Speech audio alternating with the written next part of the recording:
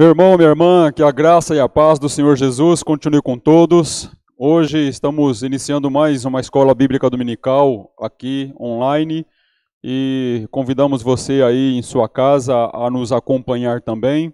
E caso queira enviar alguma pergunta, pode enviar pelo meu WhatsApp pessoal, também pelo chat aí do canal, e nós procuraremos, dentro da possibilidade, responder a sua pergunta. Mas antes de iniciarmos o nosso estudo desta manhã, nós estamos participando e, na verdade, nós atendemos a convocação do presidente do nosso país para fazer deste dia um dia de jejum e oração pelo nosso país. Talvez nunca aconteceu na história do nosso país um presidente, um líder maior, humanamente falando, convocar a nação devido à situação que nós estamos vivendo para um tempo, para um dia de jejum e oração. Isto é inédito na história do nosso país e eu acredito que até mesmo à luz das Escrituras, independente se ele estivesse nos convocado ou não para este ato, a Bíblia Sagrada nos orienta a fazermos isso também. Então nós podemos fazer, quer seja por convocação, quer seja por iniciativa própria, mas acreditamos que o momento ele é oportuno, o momento ele nos direciona para este ato de jejum e oração pelo nosso país, pela nossa nação. Aqueles que estão fazendo, nós incentivamos a fazer.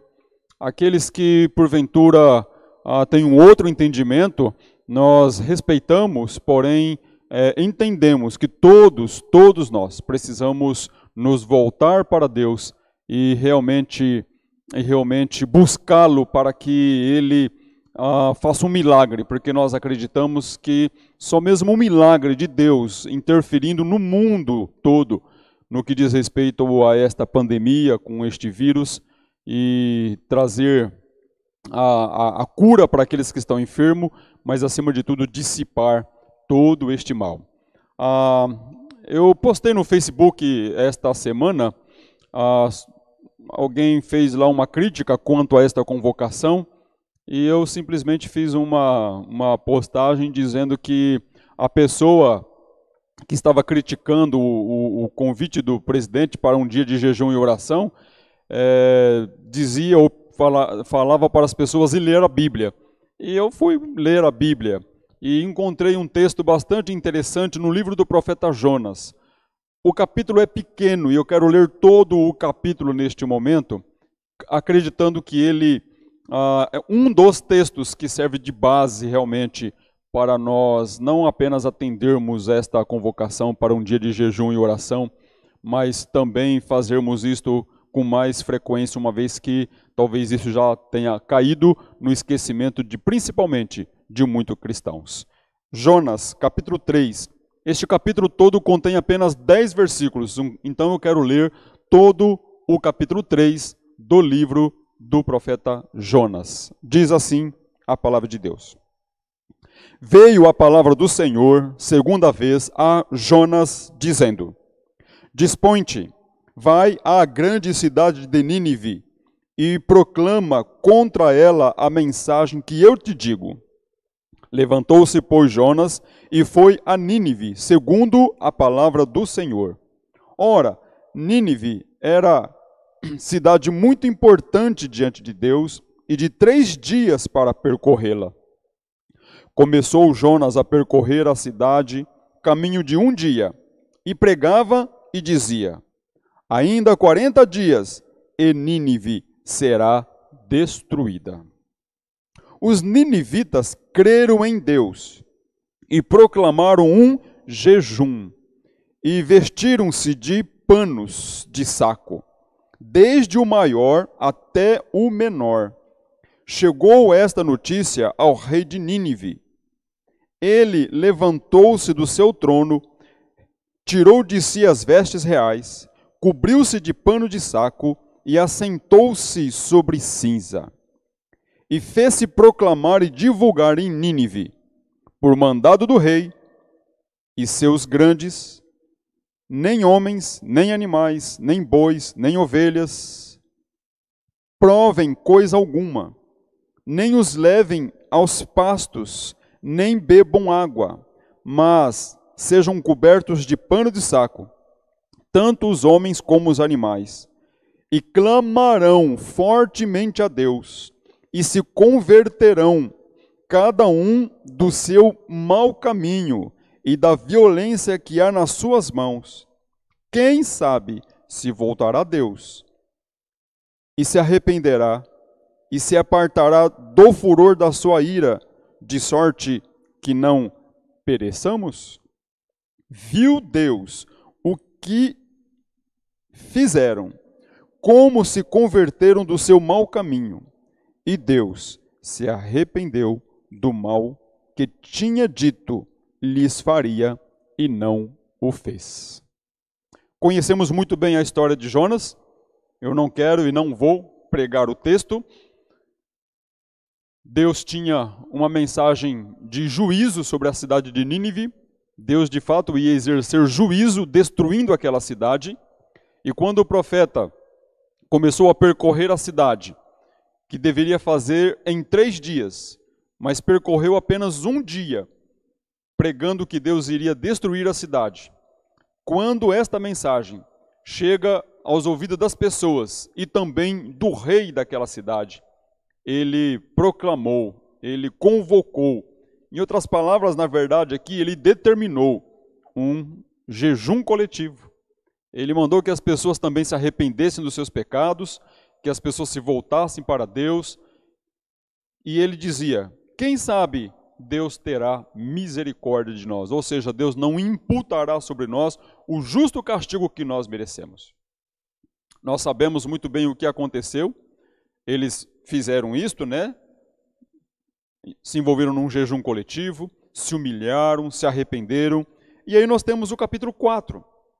O capítulo 4, Jonas pregou apenas 1 dia, uma mensagem curtíssima, ele sobe para um lugar um pouco afastado da cidade, uma montanha, e de lá ele fica observando, esperando Deus destruir a cidade. Mas vendo Deus, a atitude daquele povo, Deus então concede misericórdia e não destrói aquele povo, não destrói aquela nação. Pelo fato de terem se arrependido, pelo fato de terem se voltado para Deus, pelo fato de terem se humilhado, eles alcançaram misericórdia. Meus irmãos, é o que nós precisamos fazer, é o que nós devemos fazer. O convite do nosso presidente é nessa direção, é bíblico, é muito bíblico. Poderia ter sido ele ou qualquer uma outra pessoa que fizesse este convite. Nós que cremos, temos todos os motivos para também fazer. Então, neste momento, eu quero convidar você a baixar a sua cabeça, a fechar os seus olhos. E nós temos um tempo de oração. Mesmo que seja um tempo breve, porque queremos estudar o assunto que trouxemos para esta manhã. Mas que neste primeiro momento nós possamos buscar o nosso Deus em oração. Adorando, mas também confessando os nossos pecados, arrependidos e intercedendo pelo nosso país. Vamos fazer isto. Vamos orar.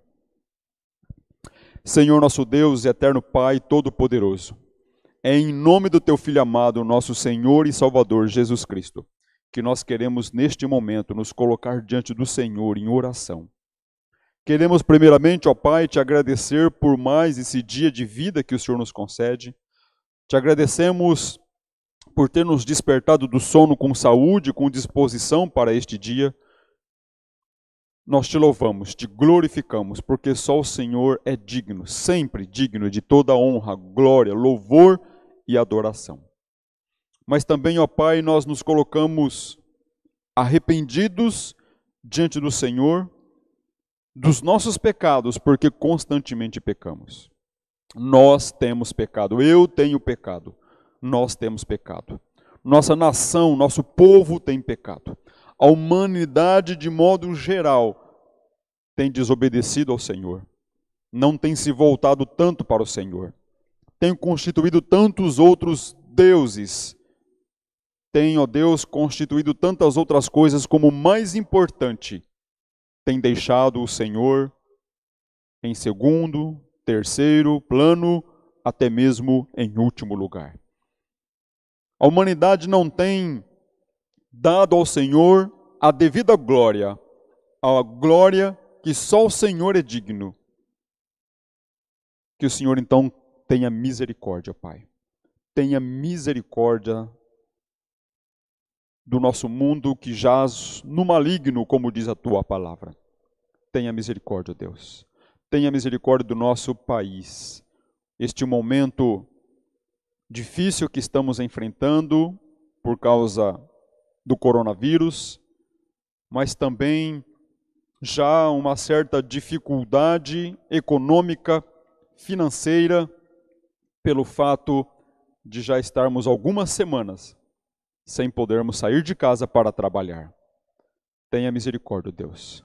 Nós lhe pedimos de uma forma especial pelos governantes do nosso país. Que o Senhor continue com cada um deles, com o presidente do nosso país, com o governador do nosso estado, com o prefeito do nosso município. Que estes homens e mulheres envolvidos na administração do nosso país, do nosso estado, do nosso município, sejam poderosamente usados pelo Senhor. Tenha misericórdia, Deus, pois eles têm uma grande responsabilidade. Eles precisam todos os dias tomarem decisões que atingem todo o nosso país. Dê sabedoria a cada um deles. Que o Senhor Deus possa abençoá-los. Da mesma forma, o legislativo. Tanto, ó Deus, da esfera federal, estadual, que o Senhor Deus possa dar sabedoria para fazerem as leis necessárias para este momento. Da mesma forma, o judiciário, que tem muitas das vezes a responsabilidade de dar uma decisão quando divergente à opinião, até mesmo dos outros poderes, o executivo e o legislativo. Tenha misericórdia, ó Deus. Tenha misericórdia. Nós estamos vivendo um momento que carecemos grandemente do Senhor. E nós cremos que o Senhor, que tem visto o clamor do teu povo, que tem visto muitas pessoas reconhecerem a humanidade, a fraqueza do ser humano, a limitação do ser humano, e reconhecer que há um Criador, um ser superior, que com certeza está no controle de todas as coisas. E é a Ele que nós temos que recorrer. Pai, nós estamos em Tuas mãos, como sempre estivemos. Não estamos na mão de homem algum, nós estamos totalmente em Tuas mãos, na total dependência do Senhor. Cremos que o Senhor é poderoso para fazer infinitamente mais do que tudo quanto pedimos ou pensamos. E nesta certeza, nós queremos já te agradecer pela cura daqueles que estão enfermos, pela destruição deste vírus, pela retomada da nossa vida no nosso dia a dia, nos nossos afazeres, mas com certeza com atitudes diferentes, com pensamentos diferentes, com valores e princípios diferentes, de forma que estejamos ou estaremos muito mais voltados para o Senhor e também para o próximo, para aqueles que também estão em nossa volta, uma vez que ficou demonstrado que estamos ligados, que uma coisa, quando atinge, quer seja positivamente ou negativamente, uma outra pessoa, isso também nos atinge. Pai eterno, é no nome santo e poderoso do nosso Senhor e Salvador Jesus Cristo que nós oramos. Amém. Amém. Meus irmãos, continuo incentivando vocês a continuarem firme na data de hoje quanto a este propósito de jejum e oração, e cremos que Deus vai com certeza atender a súplica do seu povo, como Ele promete em tua palavra. Meus irmãos, eu quero nesta manhã, e nosso tempo já está um pouco acelerado, tratar com vocês de um tema que comumente nós não tratamos. Ele é, na verdade, uma mistura de um estudo bíblico, de um conteúdo bíblico, de algo que tem a ver com as Sagradas Escrituras, mais especificamente a igreja, mas também com o direito. A semana que passou, alguém me perguntou: pastor, por que a igreja tem que ficar com as portas fechadas nesses dias aí por causa do coronavírus? Nós não vivemos num país que tem liberdade religiosa. O próprio decreto do presidente não colocou como uma atividade essencial ou um serviço essencial as atividades religiosas, de forma que possibilitou a abertura das igrejas, lógico, observando aquelas recomendações do Ministério da Saúde, não é, mantendo uma certa distância, usando aí o álcool gel, as máscaras e tudo mais. Eu disse, sim, nós até poderíamos estar com as portas abertas e realizando cultos, porém, nós teríamos que trabalhar numa logística bastante diferenciada e teríamos que lidar com várias outras questões quanto à participação de pessoas que de repente viessem até para visitar, ou seja,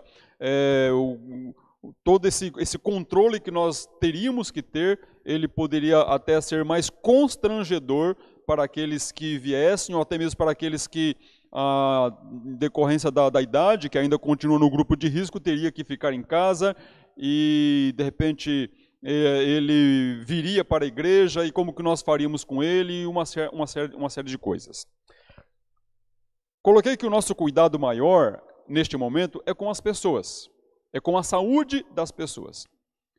Mas também nós colocamos que, embora nós vivemos num país com a liberdade religiosa e tudo mais, a igreja, ela como uma organização religiosa, ela que existe no mundo jurídico também, à luz da Bíblia, nós, tanto pessoa física como pessoa jurídica e a igreja, precisamos nos sujeitar, nos submeter às leis, às autoridades constituídas. Então, o que eu quero trazer para vocês nesta manhã, o nosso estudo para esta manhã, é a organização religiosa como detentora de direitos e deveres. A organização religiosa, leia-se igreja, ela como titular de direitos, mas também titular de deveres. Eu não sei se nós vamos conseguir aqui, porque nós estamos até tentando improvisar uma forma que a escola bíblica também fosse um pouco mais dinâmica. E eu estou com um quadro aqui do lado, vamos ver se vamos conseguir usar aqui o quadro do lado, e também tem um slide, depois a gente volta. Mas só para você entender um pouco, vamos lá. Nós quando pensamos em igreja,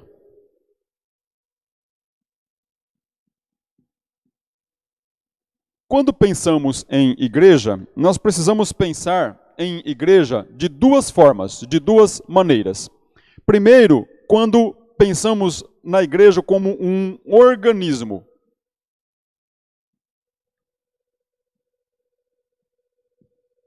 E uma outra forma de pensarmos igreja é pensarmos igreja como organização.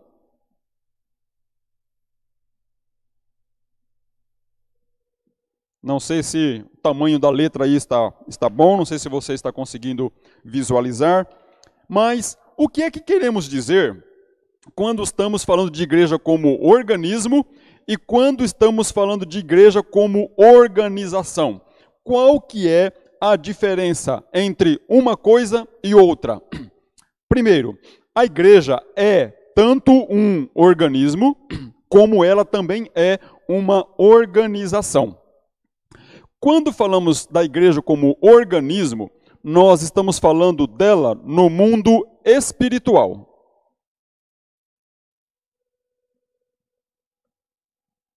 Ok? Agora, quando estivermos falando da igreja como organização, nós estamos falando dela no mundo material. No mundo físico. Certo? Muito bem. Quando nós estivermos falando da igreja como organismo, nós estamos pensando nas pessoas como espírito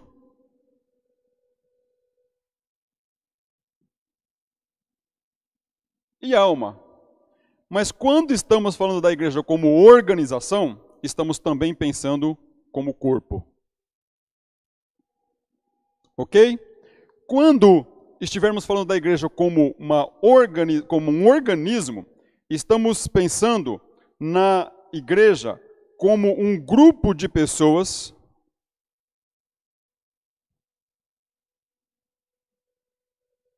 salvas por Jesus Cristo, que se reúne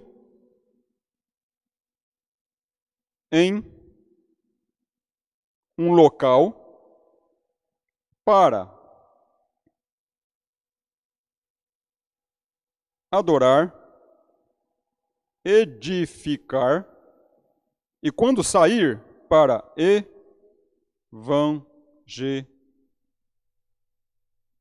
evangelizar.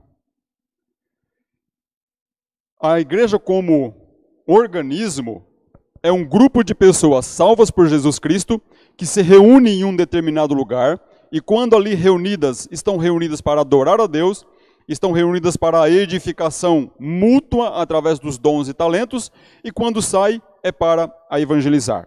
Então estamos pensando como um grupo de pessoas salvas com uma finalidade. Quando falamos da igreja como uma organização, estamos pensando em uma pessoa jurídica. Ou seja, uma pessoa que, separada dos seus membros, ela também é detentora de direitos e deveres. Ou seja, quando a igreja compra um terreno para construir um templo, a igreja, como organização, que possui um CNPJ, que é um cadastro de pessoas, membros, o terreno não será meu, o terreno não será seu, o terreno será da igreja. Embora nós que vamos desfrutar deste bem, nós que vamos usar este bem, mas ele não é de uma pessoa, ele é de um grupo de pessoas que se reuniram para organizar esta pessoa jurídica, a igreja. Eu estou colocando isso porque nós vamos trabalhar hoje pela manhã justamente na igreja como uma organização. Nós não podemos esquecer que é justamente isso que a igreja também é. Ela não vive só no mundo espiritual, a sua ação, a sua atuação não está voltada só para o mundo espiritual, ela também está voltada para o mundo material. Ela não está sujeita apenas às leis de Deus, ela também está sujeita às leis dos homens, salvo aquelas leis que contraria a palavra de Deus. E aí diz a Bíblia que vale mais obedecer a Deus do que obedecer aos homens. Posto isto, nós precisamos começar primeiramente para a Bíblia. E neste primeiro momento, a ideia que nós pretendemos trabalhar, não sei se o tempo vai dar, a instituição, também da organização religiosa no Código Civil e da responsabilidade dos administradores, a responsabilidade do pastor, do presidente, vice-presidente, de uma forma bem rápida. Por quê? Porque é bom que você entenda que quando você participa de uma reunião da igreja, de uma assembleia da igreja, e ali, na nossa forma de governo, né, numa igreja batista, nós temos a forma de governo chamada congregacional democrático, ou seja, a igreja reunida em assembleia, os membros civilmente capazes, ou seja, com 18 anos ou mais, que participa de uma assembleia e vai votar sim ou não em um assunto, ele está ali trazendo para a igreja responsabilidades. E os administradores, eles quem irão administrar isto, eles que irão reger esta decisão para que ela seja efetivada. Então é bom nós sabermos quais são as nossas responsabilidades, nós sabermos o que é uma igreja, que talvez alguns não tenham nem noção dos aspectos legais que envolve uma igreja, ok? Mas ainda num momento ainda introdutório, o que precisamos é nos voltar para a Bíblia. Esse texto de Mateus 5:20 são palavras do Senhor Jesus. Ele disse: porque vos digo que se a vossa justiça não exceder em muito a dos escribas e fariseus, jamais entrareis no reino dos céus. Em outras palavras, Jesus está dizendo assim: se a vossa justiça, ou seja, se vocês não agirem corretamente, se vocês também não agirem de acordo com as leis estabelecidas, se vocês não fizerem aquilo que é certo, não fizerem aquilo que é correto, ou seja, se vocês não tiverem uma vida ética, moral, de obediência às autoridades, mais do que os fariseus, vocês não entrarão no reino dos céus. Ainda um outro texto que o apóstolo Paulo traz na carta aos Romanos, capítulo 13, versos 1, ele diz: todo homem esteja sujeito às autoridades superiores, porque não há autoridade que não proceda de Deus, e as autoridades que existem foram por ele instituídas. Eu, como pessoa, a igreja, como uma pessoa jurídica, também titular de direitos e deveres à luz da Bíblia, precisamos inclusive dar exemplo de sujeição às autoridades, porque é o que está dizendo as Escrituras. E sabe por que Deus está dizendo isso? Ele está dizendo isso porque não há nenhuma autoridade senão dada por Deus. Senão dada por Deus. Ele está no controle de tudo. Ele está dirigindo a história. Ele que está escrevendo a história, conduzindo a história. E as autoridades, elas foram por eles instituídas. E aqui esse texto, inclusive, está dizendo que todo homem esteja sujeito às autoridades. Reitero, a única possibilidade de nós desobedecermos, desacatarmos as autoridades constituídas é quando a ordem nos dada, ela contrariar um ensino da palavra de Deus. Porque para nós, a palavra de Deus, a Bíblia Sagrada, é ela quem exerce a autoridade máxima em nossas vidas. É ela que é a nossa única regra de fé e prática, ou seja, é ela que determina em quem cremos e como devemos nos comportar. Mas a Bíblia fala para nós nos sujeitarmos às autoridades. Por fim, ainda um outro texto que está em Tito, capítulo 3, versos 1. Lembra-lhes que se sujeitem aos que governam, às autoridades, sejam obedientes, estejam prontos para toda boa obra. Novamente, Paulo, com a mesma ideia, mas com outras palavras, para nos sujeitarmos aos que governam, às autoridades, estarmos obedientes, ou sermos obedientes, e estarmos sempre prontos para toda boa obra. Meus irmãos, são 3 versículos básicos, a partir dos quais nós precisamos sempre lembrar que nós também devemos obediência às autoridades constituídas. Sujeição às leis estabelecidas. Se elas são justas ou injustas, aí é outro problema. Se você concorda ou discorda, é um outro problema. Reitero pela 3ª vez, o único momento que nós podemos desobedecer totalmente é se isto contraria um princípio, um mandamento da palavra de Deus. Tá certo? Então vamos rápido para o nosso conteúdo. E neste primeiro momento, nós queremos falar então dos direitos e garantias fundamentais. Aqui vai uma observação. Todo cristão, deveria conhecer o artigo 5º da Constituição Federal. Todos.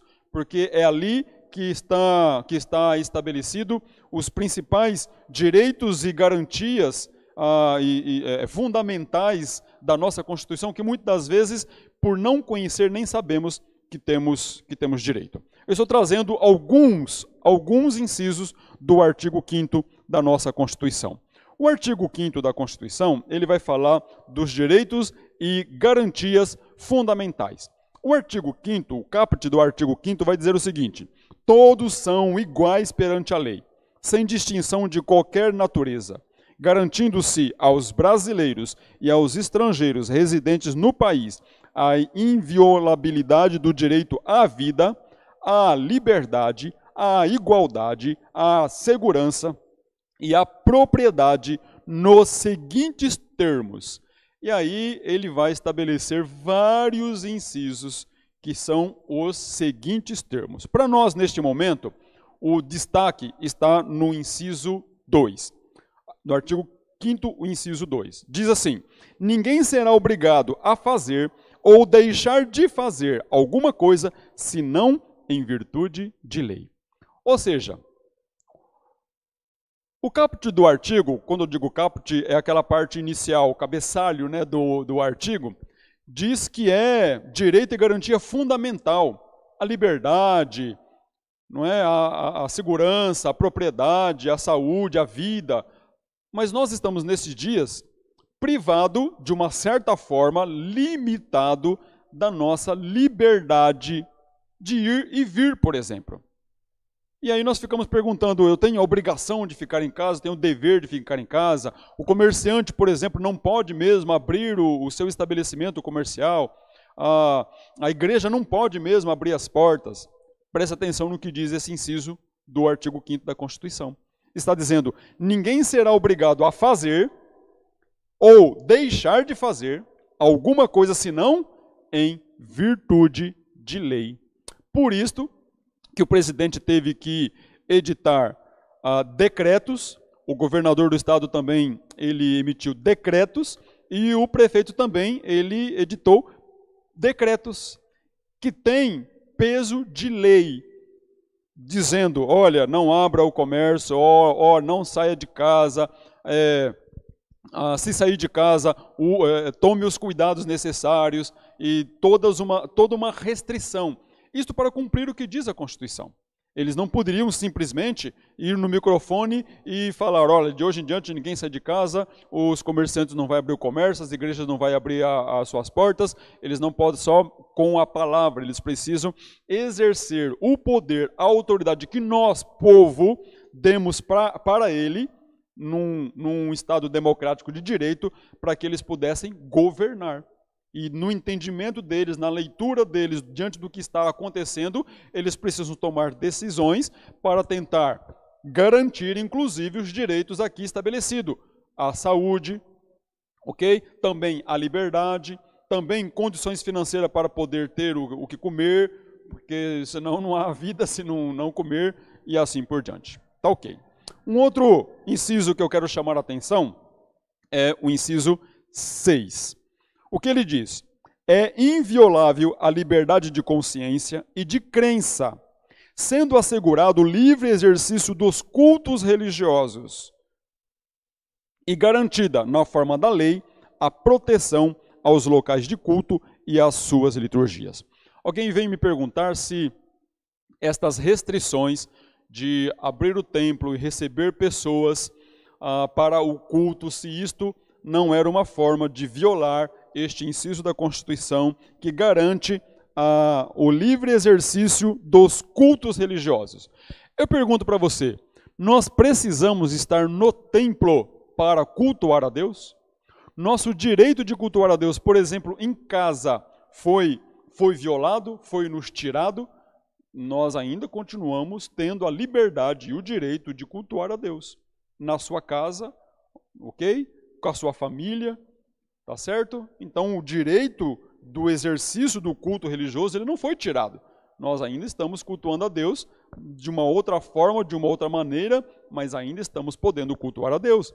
Diferente, lembra da época de Daniel, que foi proibido realmente cultuar a Deus em qualquer lugar, e Daniel foi pego, até mesmo porque ele já estava sendo investigado, né, seguido por alguns inimigos, ele foi pego em sua própria casa, orando a Deus, e aquilo foi o suficiente para que ele fosse acusado diante do rei. Então, não nos foi violado o livre exercício dos cultos. Neste momento, inclusive, se quiséssemos, poderíamos nos reunir no templo. Sim, poderíamos. O presidente, no seu decreto, ele trouxe mais 2 incisos, reconhecendo como serviço essencial, como atividade essencial, a atividade religiosa. Nós só teríamos que observar as orientações do Ministério da Saúde, como já disse, mantendo aquelas distâncias, usando álcool gel, colocando máscaras, coisas dessa natureza, mas nós poderíamos sim reunirmos no templo. Mas já disse que nós teríamos que ter toda uma logística e pensarmos em várias situações que talvez seria até mais difícil, mais complicado do que fácil, tá ok? O último inciso da Constituição que eu quero trazer aqui para vocês é o 8.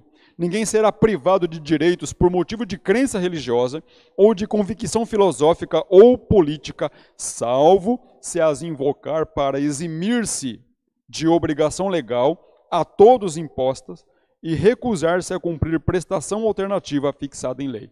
Então ninguém será privado de direito por motivo de crença religiosa. Leia todos os demais incisos, leia todo o artigo 5º da Constituição. Seria muito interessante nós cristãos estarmos inteirados do que aqui está dizendo. Ok, mas eu disse para vocês que nós iríamos tratar da organização religiosa no que diz respeito aos seus direitos e deveres. E é isso que nós queremos fazer neste momento. A organização religiosa, principalmente no Código Civil, porque é ali que elas são regulamentadas. O primeiro artigo do Código Civil que eu quero trazer para vocês para a nossa reflexão é o artigo 40 do Código Civil. Ele diz o seguinte: as pessoas jurídicas são de direito público, interno ou externo, e de direito privado. Você observa aí na sua tela que nós colocamos negrito, pessoa jurídica de direito privado. Por que nós grifamos isto? Porque o artigo 44, justamente ele, é quem vai falar que são pessoas jurídicas de direito privado. Entre tantas outras, também destacamos o inciso 4, que as organizações religiosas. Lembra do quadro que nós colocamos lá? Do desenho que nós fizemos na lousa, separando igreja como organismo e como organização? Isto porque ela precisa ser regulamentada para poder ser titular de direitos e deveres. Ela passa a existir no mundo jurídico também, como pessoa jurídica. Então, as organizações religiosas, no nosso sistema de lei, ela é uma pessoa jurídica de direito privado. A grande pergunta que muitos fazem quando nós colocamos isto é: quando que a igreja passa a existir como organismo e quando que ela passou a existir como organização? Bom, a igreja passou a existir como organismo lá em Atos, capítulo 2, quando no dia de Pentecostes, Pedro pregou um sermão depois de um número grande de pessoas que foram para a festa de Pentecostes, viram ali acontecer alguns sinais, inclusive daquilo que Jesus havia dito, e ele pregou um sermão explicando o que havia acontecido, e quase 3.000 almas se converteram naquela pregação.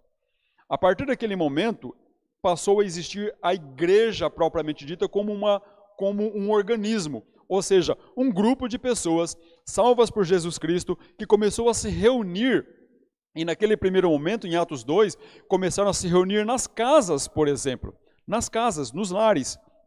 E elas começaram a se reunir justamente para adorar a Deus, para ministrar umas às outras, para ajudar umas às outras. E ali começou a existir a igreja como organismo. Mas, né, como uma organização, ela passa a existir, pelo menos aqui para nós, nos nossos dias, ela começa a existir quando um grupo de pessoas se reúne para criar, para iniciar uma pessoa jurídica. É exatamente o que diz o artigo 45 do Código Civil. Começa a existência legal das pessoas jurídicas de direito privado com a inscrição do ato constitutivo no respectivo registro, precedida, quando necessário, de autorização ou aprovação do Poder Executivo, averbando-se no registro todas as alterações por que passar o ato constitutivo. O que está querendo dizer este artigo? A pessoa jurídica, igreja, organização, pessoa jurídica, ela começa a existir quando um grupo de pessoas se reúne e diz o seguinte: vamos então nos organizarmos aqui como igreja? Vamos. Naquele momento, eles elaboram uma ata, trazendo tudo aquilo que eles decidiram. Se reuniram com a intenção de criar uma organização religiosa que vai chamar igreja, o nome que eles quiserem colocar no nome da igreja. Ali, eles também vão trazer um estatuto. O que é um estatuto?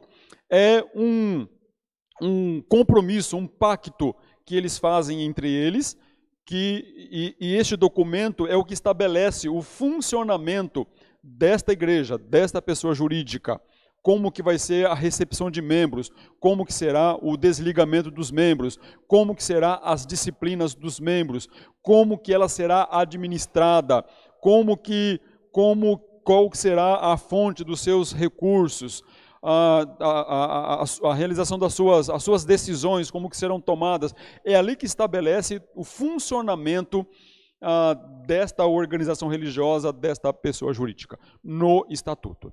Pegando estes dois documentos, o estatuto e a ata de fundação, a ata de número 1, que é a ata de fundação desta pessoa jurídica, dirige-se até o cartório de registro para ali fazer o registro do chamado ato constitutivo da criação desta organização religiosa. E, a partir dali, alterações, mudanças necessárias serão averbadas lá no ato constitutivo. Feito isto, cartório devolvendo a cópia do estatuto e da ata registrada, dirige-se até a Receita Federal para fazer a inscrição, justamente o chamado CNPJ, que é o cadastro das pessoas jurídicas, não é? Cadastro Nacional de Pessoa Jurídica. A partir daquele momento, ela com o seu CNPJ é a mesma coisa de que uma pessoa que tem o seu CPF, ela passa a ter direitos e deveres. Ela mesma, a organização religiosa, aquela pessoa jurídica, ela passa a ser titular de direitos e deveres, em nome próprio, de forma que os direitos e deveres dela estão separados dos direitos e deveres dos seus membros, pessoa jurídica para um lado, pessoa física para o outro lado, embora são as pessoas físicas que representam esta pessoa jurídica e quem administra essa pessoa jurídica, porque ela só existe no mundo virtual, né? Vamos dizer assim, não é palpável, não pegamos a pessoa jurídica como sentimos a pessoa física, naturalmente, ok? Bom, colocado isto, é daqui para frente que nós então precisamos ver quais são as responsabilidades dos administradores. Então, aqueles que às vezes, eu quero ser pastor, ou eu quero ser presidente da igreja, quero ser o vice-presidente da igreja, quero fazer parte da diretoria da igreja, da liderança da igreja, isso é muito bom, é bíblico, faz parte, mas nós também precisamos saber das nossas responsabilidades, não só no mundo espiritual, Porque as nossas responsabilidades no mundo espiritual, eu creio que nós todos sabemos muito bem à luz das Escrituras, mas nós também temos responsabilidades como administradores de uma organização religiosa, também temos responsabilidades no mundo material, diante das leis estabelecidas, das autoridades constituídas. E é isto que eu pretendo fazer de forma bem rápida. Talvez vou passar 5 ou 10 minutinhos do nosso horário, para quem sabe também, se assim vocês tiverem, nós respondermos algumas perguntas. Primeiro, vamos para o artigo 47 do Código Civil. Olha o que diz. Obrigam a pessoa jurídica os atos dos administradores exercidos nos limites dos seus poderes definidos no ato constitutivo. O que é o ato constitutivo? O estatuto. O estatuto vai dizer quais são as atribuições da diretoria da igreja. Presidente, vice-presidente, secretários, tesoureiros. E ali, os atos praticados por eles, pelos administradores, desde que autorizada por ela, ou seja, tudo o que eles exercerem nos limites dos seus poderes, a organização religiosa é quem tem a responsabilidade, é quem tem o dever de cumprir com aquele compromisso. Por exemplo, a igreja decidiu comprar um terreno. De quem é o dever de pagar o terreno? O dever é do presidente? O dever é do membro da igreja? O dever é da própria igreja, como organização religiosa, como pessoa jurídica. Óbvio, naturalmente, que fazendo uso dos recursos oferecido pela membresia, pelas pessoas, através dos dízimos e ofertas. Mas não vai ser o membro X, Y, Z que sozinho vai pagar aquele terreno. Não será o presidente que vai desembolsar do seu recurso pessoal aquele pagamento. Vamos outro exemplo, que a igreja contratou um pedreiro, como por exemplo estamos em construção. De quem é o dever de pagar o pedreiro? O dever é da igreja. Obviamente que quem fará este pagamento será a tesouraria, ela quem vai efetivar este pagamento.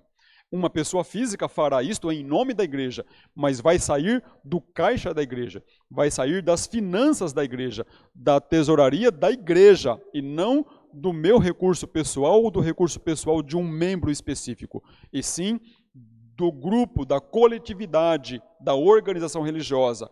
Mas isto, se ele fizer dentro dos limites a ele estabelecidos. Se ele fizer dentro do limite, beleza, é responsabilidade da igreja. Agora, e se ele fizer fora dos limites? De quem é a responsabilidade? Ou seja, ele tomou alguma decisão que não foi autorizado pela igreja. Ele assumiu algum compromisso em nome da igreja, mas sem a autorização da igreja. De quem é a responsabilidade? O artigo 50 vai nos responder. Vai dizer, em caso de abuso de personalidade jurídica, caracterizado pelo desvio de finalidade ou pela confusão patrimonial, pode o juiz decidir, a requerimento de qualquer pessoa interessada, da parte, ou do Ministério Público, quando lhe couber intervir no processo, que os efeitos de certas e determinadas relações de obrigação sejam estendidos aos bens particulares dos administradores ou sócios da pessoa jurídica. Você percebeu aqui o que esse artigo está dizendo? Esse artigo está dizendo que em caso de abuso da personalidade jurídica, o que seria, de que maneira daria o abuso da personalidade jurídica? Primeiro, desvio de finalidades. O que é desvio de finalidade? Vamos lá. A igreja tem por finalidade cuidar das pessoas. Finalidade da igreja é reunir-se para adorar a Deus.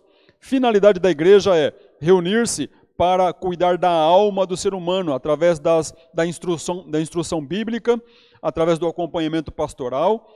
Ela tem estas finalidades. Mas se começar a desviar a finalidade, ou seja, a igreja abre, por exemplo, uma livraria e começa a vender livros.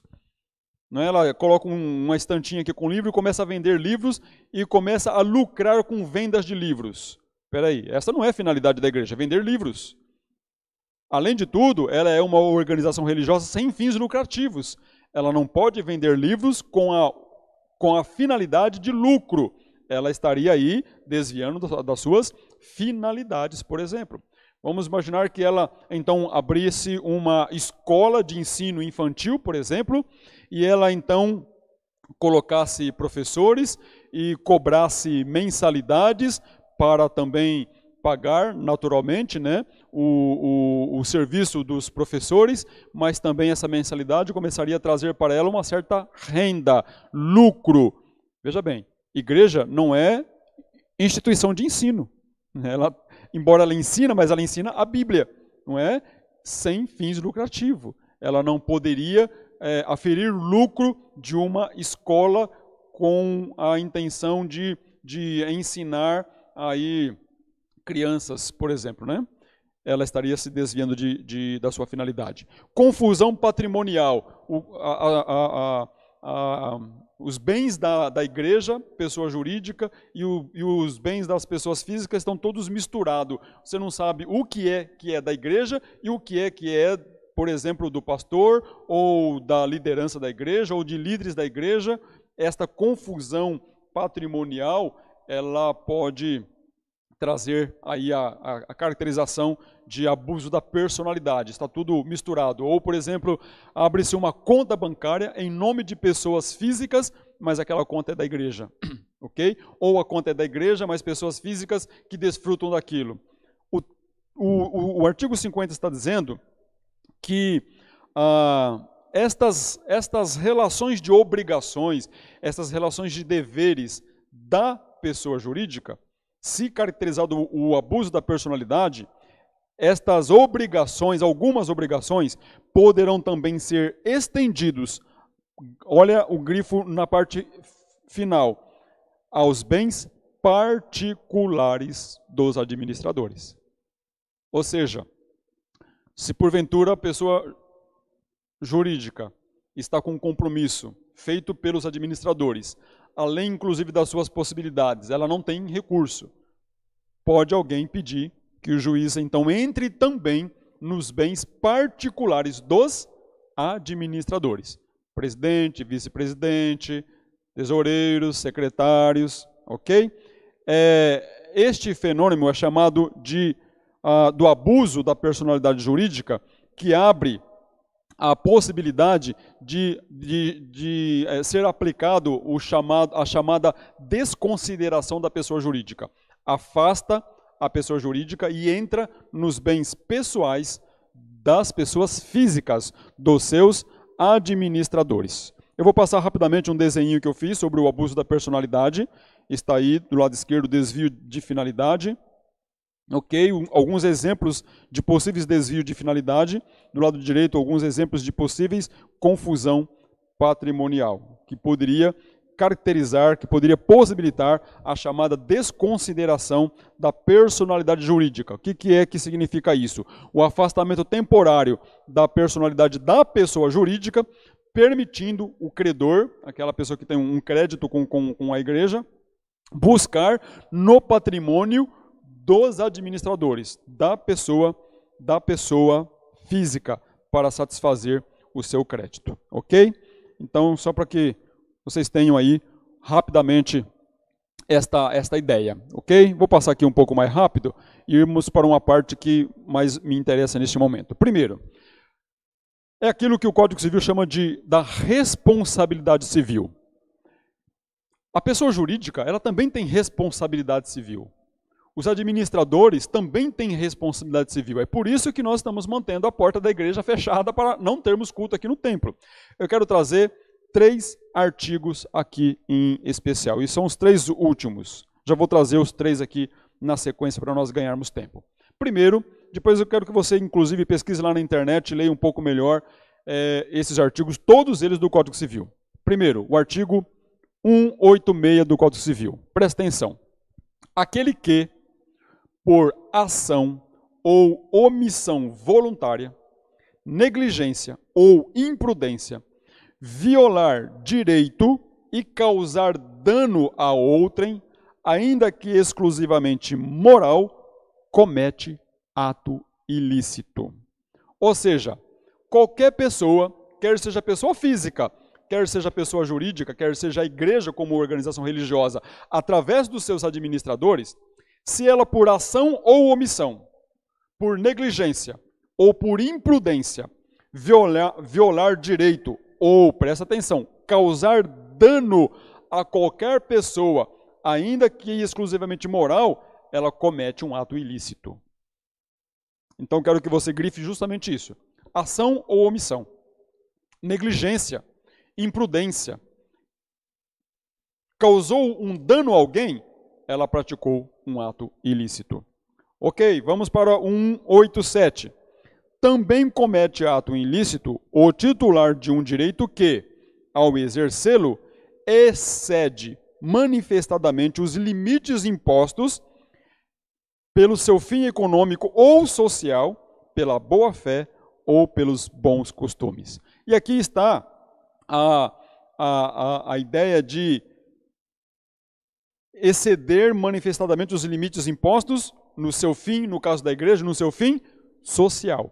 Então, também comete ato ilícito aquele que mesmo no exercício dos seus direitos, ele exerce excedendo os limites que são impostos.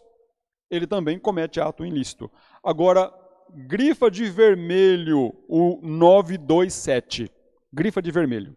Aquele que, por ato ilícito, o 186 e 187, causar dano a alguém, fica obrigado a repará-lo. Vocês entenderam o porquê que nós estamos com as portas da igreja fechadas? Não só por uma imposição legal e não só por termos cuidados de não ter que reparar alguém. Nós estamos muito mais preocupados com a saúde das pessoas. Eu, particularmente, sou muito mais preocupado com a saúde dos irmãos, especialmente com aqueles idosos. Mas vamos imaginar que nós estivéssemos com as portas abertas, realizando os cultos, e aí as pessoas viessem para a igreja, mesmo nós observando todas as recomendações do Ministério da Saúde, e de repente alguém alegasse que ela adquiriu o coronavírus aqui na igreja. Ou que até mesmo, de repente, alguém que estivesse em um dos nossos cultos começasse a demonstrar os sintomas da doença e fosse atendido aí no hospital e as autoridades, sei lá, vigilância sanitária, não sei quem, da área da saúde, fossem investigar como foi que esta pessoa contraiu o vírus. E na investigação, vamos dizer assim, na averiguação, foi constatado que ela esteve num culto lá na primeira igreja batista. E eles, como autoridade, poderiam atribuir que foi aqui que ela contraiu este vírus. Nós, como igreja, poderíamos inclusive sermos responsabilizados por isto. E teríamos então que até reparar aquela pessoa. Mas vamos além. Vamos imaginar que ela fosse a primeira a aparecer com um caso confirmado do coronavírus na cidade. E, naturalmente, talvez a partir dela fosse atribuído que outras pessoas também contraíram o vírus. Mas ela, então, foi a primeira pessoa e que outros contraíram dela. Já pensou que nós também poderíamos ter que reparar essas outras pessoas? Ou seja, estou aqui apenas conjecturando, criando uma ficção, mas que não poderia ser totalmente descartada. Mas eu reitero, irmãos, que não é por isso que nós estamos com as portas da igreja fechadas para não ter culto. É muito mais de forma preventiva, pensando nos idosos, naqueles que estão no grupo de risco, tentando realmente participar de acordo com o que está sendo orientado pelo Ministério da Saúde. E esta é a principal razão de estarmos com as portas fechadas. A igreja tem compromisso, a igreja tem que ter responsabilidade. E quando estamos falando de igreja, estamos falando de pessoas que administram esta organização religiosa, essa pessoa jurídica, mas esta própria organização, esta pessoa jurídica, que também tem a sua parcela, a sua responsabilidade. Eu trouxe esse estudo. Nunca trouxe essa matéria para a escola bíblica, nunca fiz uma explanação com este conteúdo, porque na igreja nós procuramos estudar mais a Bíblia, que é o que mais nos interessa, mas eu entendo que este momento ele está sendo muito oportuno para trazer algo mais informativo, para que os irmãos tenham, eu sei que muitas pessoas já têm, mas que um grupo maior de pessoas tenham uma compreensão um pouco maior do que é ser uma igreja também no mundo material, diante das autoridades constituídas, diante da legislação estabelecida. Ela também tem direitos, ela também tem deveres, ela também tem obrigações, e nós, administradores e também os membros, nós precisamos ter responsabilidade e compromisso com as pessoas primeiramente, mas também com a legislação estabelecida. Eu não sei se tem alguma pergunta aqui, vou rapidamente visualizar aqui, não sei se o Tasso tem lá no chat alguma pergunta, mas nós já então vamos partir para o encerramento.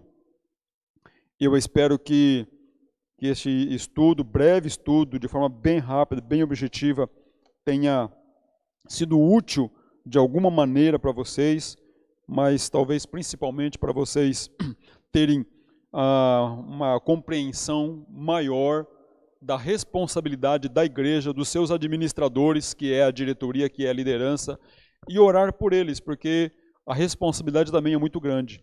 Tem muitos, infelizmente, por aí, abrindo igreja de qualquer forma, sem muitas das vezes se importarem com a responsabilidade que é estar com uma porta de igreja aberta, como que ela deve se portar e principalmente zelar pela sua membresia. Muito obrigado pela sua atenção, que o bom Deus continue lhe abençoando.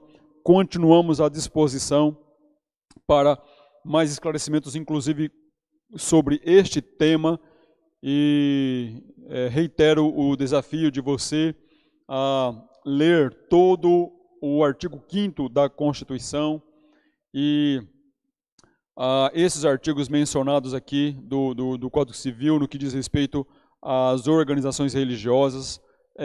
Se informe um pouco mais sobre os deveres e os direitos, porque nós muitas das vezes nos interessamos mais pelos nossos direitos, né? Eu tenho os meus direitos, eu tenho os meus direitos. Como que as pessoas, elas rapidamente falam isso? Eu tenho os meus direitos. Muitas vezes ela nem sabe se aquilo de fato é direito dela, mas ela, muito poucas vezes, eu sei dos meus deveres. A igreja também, como pessoa jurídica, tem seus direitos e também os seus deveres. E nós precisamos saber, conhecer quais são os nossos direitos, mas também quais os nossos deveres, tanto como pessoa física, como pessoa jurídica. Tá certo? Continue, se você fez esse propósito de dedicar esse dia a jejum e oração, ore pelo nosso país, pelo mundo todo, para Deus ter misericórdia. Ore pelos governantes do nosso país, ore pelas pessoas que já estão enfermas, ore pelos que estão no grupo de risco, ore pelos profissionais da área da saúde, ore pelos profissionais da área da segurança pública, tá certo? É tempo de orar, meus irmãos, de orarmos, de clamarmos ao nosso Deus. Também aqueles que ainda estão impedidos de trabalhar, para que Deus tenha também misericórdia, para continuar suprindo todo o necessário, e cremos que Ele vai continuar suprindo todo o necessário, e que às 19h30, logo mais à noite, nós estejamos juntos novamente para cultuar o nosso Deus. Amém? Que o bom Deus continue abençoando. Tenha um ótimo domingo, no nome do Senhor Jesus.